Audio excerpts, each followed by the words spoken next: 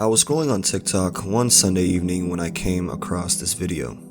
Just so you know, an octopus is an alien. And what happened was an alien egg hitched onto a tardigrade, and that tardigrade came into our dimension and started eating on some grass and fell into the ocean. And then that octopus alien egg hatched, and now we have octopuses here. But they're ultimately always trying to get back to their dimension, and they're stuck here in this world purgatory. If I'll be honest, I thought this was some kind of manic episode after the first line that came out of his mouth. Just so you know, an octopus is an alien. I mean, the CIA green screen background kinda tied it all in. But once I did a little bit more digging into the idea that there might be any plausible link between aliens and octopuses, I realized that this guy might not be so crazy. I found this article, Cause of Cambrian Explosion, Terrestrial or Cosmic. The abstract entails that this article will cover the idea of cosmic biology, more specifically how the Cambrian explosion from 530 million years ago coincides with the emergence of complex retroviruses of vertebrate lines. Retroviruses, if you don't know, are basically these groups of viruses that use RNA instead of DNA, and they specifically infect vertebrates. Vertebrates being any organism with a vertebral column or backbone, so that's fish, birds, mammals, amphibians, and reptiles. The abstract also focuses on the remarkable evolution of cephalopod intelligence, specifically in the emergence of the octopus, and how this may have a link to microorganism fossil evidence found within meteorite matter on Earth. Basically stating that the Cambrian explosion, or the biological Big Bang that created life on Earth, had something to do with extraterrestrial life forms traveling to our planet on comets, further resulting in some form of cephalopod evolution. It sounds crazy, I know, I almost laughed when I first read into this until I went back to check who wrote this article. Over 30 scientists and scholars, all with extremely high credentials. I'm talking about microbiologists, professors, astronomers, astrobiologists. Basically, the Avengers came together to write a paper on alien octopuses. And it only gets crazier from here.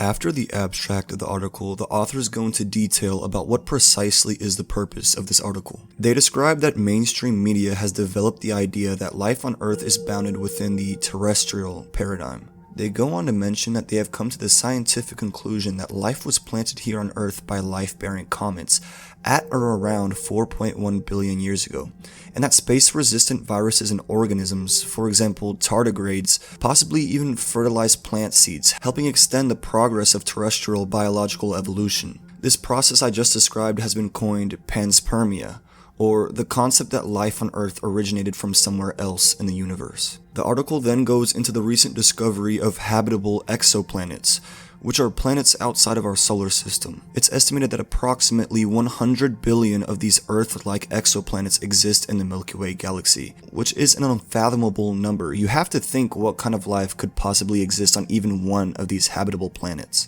With neighboring planets and exoplanets with relatively similar habitats and conditions, the exchange of fertile matter becomes infinitely more possible, further supporting the ideas of cosmic life and panspermia. We then dive into the experiments conducted by Louis Pasteur, a French chemist and microbiologist who in 1862 conducted experiments involving the fermentation of wine and spoiling of milk. In this experiment, Pasteur used swan-necked flasks, which are round-bottomed flasks with a long S-shaped neck that specifically reduces contact between the inside and outside of the flask, while still allowing air to enter. The experiment ultimately disproved the theory of spontaneous generation, which is the idea that living organisms can be produced from non-living matter. Pasteur proved that life must arise from pre-existing microbes, and his work is still regarded as some of the most important research in microbiology history. This experiment can be described by the Latin phrase omne vivum ex vivo, which means all life comes from life. This implies that every generation of any living microbe or organism was preceded by a generation of such organism. Many people had objections against Pasteur's findings, as his work implied that the origin of life would need to originate outside of Earth. But the paper describes Darwinian mechanisms such as natural selection as invaluable yet cosmic, and that the simple fact that cannot be denied is that terrestrial biosphere is an infinitesimal part of the far, far bigger system which is the astronomer's cosmos, and the two systems are inextricably connected. I'll leave those ideas to be subject to your interpretation and beliefs. Going back to the mid-1970s, the idea of plant-based molecules existing in space or on comets was not initially part of mainstream science. However, findings by astronomers Fred Hoyle and Chandrajith in the mid to late 80s favored the over 100 billion comets in our solar system alone as the optimal setting for the origin of life on Earth. The radioactively heated interiors of these comets, which contain liquid water domains, were argued to be entirely more favorable for an origin of life than anything that could be accomplished on Earth. As we know, the existence of liquid water is a requirement for the origin of life. When the theory of panspermia was first developed, there was no direct evidence for the existence of liquid water anywhere outside of Earth. The idea that liquid water existed in comets and other bodies of the solar system came from theoretical studies alone. However, in 1985, Hoyle and Wickremesinghe wrote, "There would evidently be no difficulty for a body of lunar size, radius greater than 1,000 kilometers, maintaining a liquid condition in its interior, and some comets may have been able to do so for over at least the first 500 million years history of the solar system." It took a long time afterwards for concrete evidence of water existing in comets to be established through space exploration, but we know now that the Jovian moon Europa, the Saturnian moon Enceladus, and the dwarf planet Ceres all have evidence of liquid water. The authors of the article go into the possibility that fully developed microorganisms and possibly other eukaryotic organisms arrived to Earth via impacting comets. They also state that Earth-like planets and similar planetary bodies exist in the hundreds of billions, and that exchange of material between these bodies must occur routinely. Therefore, the entire galaxy comprises a single connected biosphere. Some crazy stuff. Now, let's go back to our conversation earlier about viruses and retroviruses. One of the largest criticisms that has been raised against the concept of viruses contributing to the evolution of life on Earth can be summed up in this single question as stated in the article. How can a virus from space know ahead of its coming here the range of organisms that are available with which it can interact? The article provides its answer. Viruses originating in a cosmic context and evolution on the Earth are inextricably intertwined. The host specificity of viruses is maintained only over fairly narrow ranges of species that are defined by their evolutionary history. Thus, the influenza A virus can be cultured in hen's eggs, so attesting to host specificity to within 50 million years of evolutionary history. The other criticism, that bacteria and viruses do not have the capability of surviving the harsh conditions of space, is, as stated by the article, certainly not validated by all the data that has accumulated over the past 3 decades. Bacteria and viruses, which are embedded in grains of rock or ice, are essentially protected from radiation damage and can survive for millions of years even under space conditions. This means that microorganisms frozen within cometary bodies could possibly survive indefinitely. The article goes into an experiment conducted in 2014, in which plasmid DNA was placed on the outer surface of a Texas 49 rocket, which was launched through the atmosphere into outer space. The conditions endured by the DNA on the outside of this rocket was meant to closely mimic what actually happens to the viruses attached to meteors or comets which enter the atmosphere at high speeds. The data of the experiment indicated that a large portion of the plasmid DNA remained viable and infective, which is a big pointer in the idea that extraterrestrial viruses can arrive to Earth on comets and still be viable.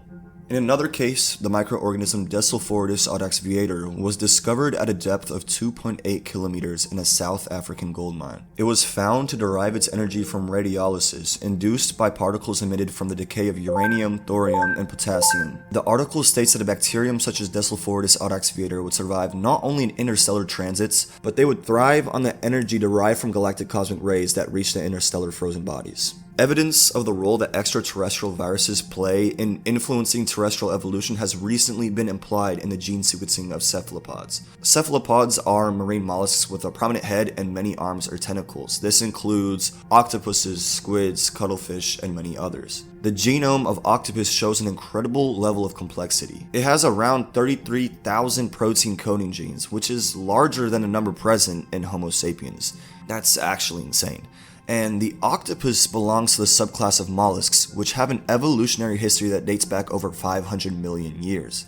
However, the genetic diversion of octopus from its ancestral subclass is very prominent, as seen in its features like its large brain, its complex nervous system, camera-like eyes, flexible bodies, and camouflage abilities.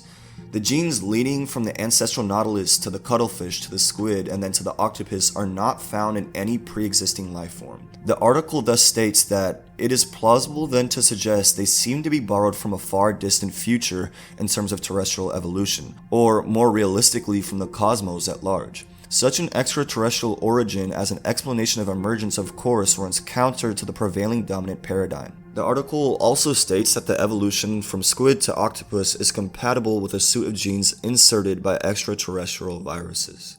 Information that supports this conclusion is found in recent RNA editing transcriptome-wide data on the RNA diversification mechanisms in behaviorally sophisticated cephalopods like the octopus. This data shows extensive evolutionary conserved adenosine to inosine mRNA editing sites in almost every single protein coding gene in the behaviorally complex cephalopods, especially the octopus, but not in the nautilus. Nautilus being the ancient marine mollusk species of the cephalopod family. Just to clarify, A to I, or adenosine to inosine RNA editing sites, are locations in RNA transcripts where the adenosine base is converted to inosine. This essentially changes the identity within an RNA molecule and causes changes in the regulation of gene expression. So just to give you an idea of why this is important, the regulation of gene expression and the altering of RNA sequences allows organisms to adapt to changing environments, thus driving evolutionary change. The difference in cephalopod protein recoding compared to nautilus and other invertebrate and vertebrate animals is enormous.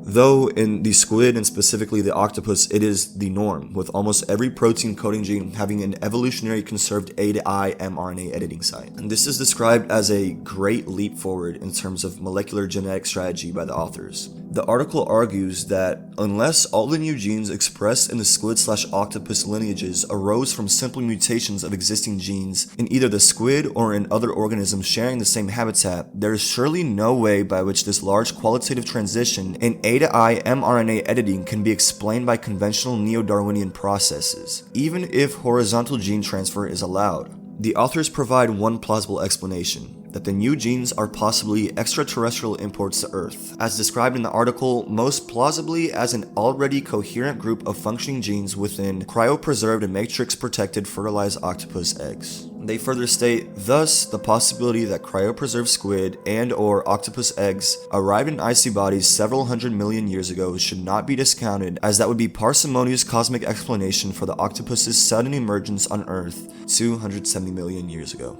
The article then describes that with the new set of complex genes in the octopus possibly not coming from horizontal gene transfers or simple random mutations of existing genes, it can then be presumed with our current knowledge of the biology of comets that the new genes most likely came from space. The article also states that it is also clear that to accept such an idea also requires that we diminish the role for a highly localized Darwinian evolution on Earth, which is likely to be strongly resisted by traditional biologists. That's some heavy-hitting statements. I don't know. We then go into tardigrades, which are micro-segmented tiny eukaryotic animals that emerged in the Cambrian period, and the authors state that these tardigrades pose a serious threat to the legitimacy of traditional neo-Darwinian thinking. The article states that the catalog of living space-hardy properties is entirely consistent with evolutionary natural selective events acting on tardigrades evolving in extraterrestrial space environments. These properties, as further described by the article, are incompatible with known purely terrestrial natural selection conditions either now or 500 million years ago. The article then suggests that the Cambrian explosion led to a sudden emergence of all the genes that came to be rearranged into a wide range of multi-celled life forms, like tardigrades, squids, octopus, fruit flies, humans, just to name a few. But to close the video, I'll let the authors of the article conclude their own thoughts.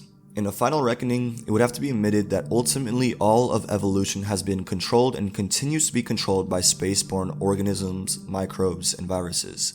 It is important that we not allow science to be stifled by a reign of dogmatic authority that strives to restrict its progress along narrow conservative lines. The current situation is strikingly reminiscent of the Middle Ages in Europe. Ptolemaic epicycles that delayed the acceptance of a sun-centered planetary system for over a century. The current evidence suggests that we came from space, we are made of viral genes, and eventually our evolutionary legacy would be in full measure to return to space. This will then complete the second and final phase of the Copernican revolution that was started over half a millennium ago.